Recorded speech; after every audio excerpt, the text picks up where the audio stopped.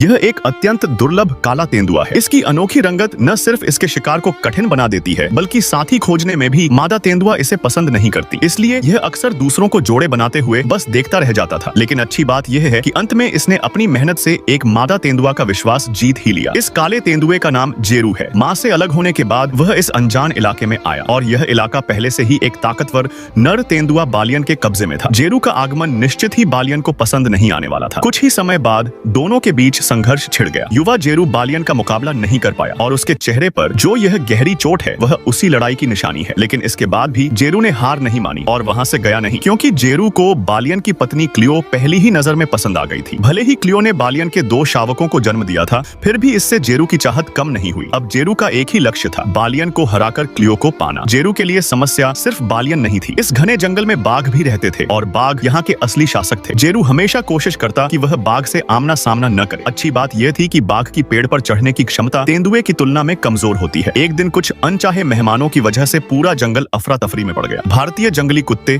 Indian डोल भले ही आकार में छोटे हों, लेकिन समूह में वे बेहद खतरनाक होते हैं। उन्होंने जेरू को देख लिया और उसकी ओर बढ़ने लगे। जेरू तुरंत पेड़ पर चढ़ गया और सौभाग्य से ये कुत्ते पेड़ पर नहीं चढ़ सकते थे। कुछ देर कोशिश के बाद वे वहां से चले गए। फिर ये भारतीय जंगली कुत्ते जंगली सुअर का शिकार करने लगे। वे इतने सक्षम होते हैं कि अकेले एक बड़े सुअर को भी गिरा सकते हैं। यहाँ तक कि सुअरों के झुंड से भी नहीं डरते। अंत में एक हाथी के हस्तक्षेप करने पर उन्हें शिकार छोड़ना पड़ा, लेकिन वे खाली हाथ नहीं लौटे। उनके दूसरे सदस्यों ने एक अच्छी कामयाबी हासिल कर ली थी। समय बीतता गया और जेरू अब बेहद मजबूत और अनुभवी बन चुका था। जो कभी कमजोर और कच्चा था, अब वह लड़ाई के सारे दांव पेच सीख चुका था। पर्याप्त भोजन ने उसे और भी ताकतवर बना दिया था। इसके विपरीत बालियन अब अपने सुनहरे समय से आगे निकल चुका था। जब जेरू को क्लियो की खुशबू महसूस हुई तो उसने समझ लिया कि उसका मौका अब आया है। वह क्लियो को खोजने निकल पड़ा। इस बार क्लियो ने भी उसे ठुकराया नहीं, लेकिन तभी निर्णायक क्षण पर बालियन वहां पहुंच गया। जेरू जानता था कि अब जीत या हार इसी पल तय होनी है। वह तेजी से बालियन की ओर झपटा। बालियन जेरू की जबरदस्त ताकत से डरकर पेड़ पर चढ़ने लगा, लेकिन जेरू कहां रुकने वाला था। दोनों पेड़ पर ही भिड़ गए। युवा और ताकतवर जेरू ने जल्दी ही जीत हासिल कर ली। हारने के बाद बालियन को अपना इलाका छोड़कर जाना पड़ा और इस तरह जेरू को क्लियो भी मिल गई और यह पूरा इलाका भी।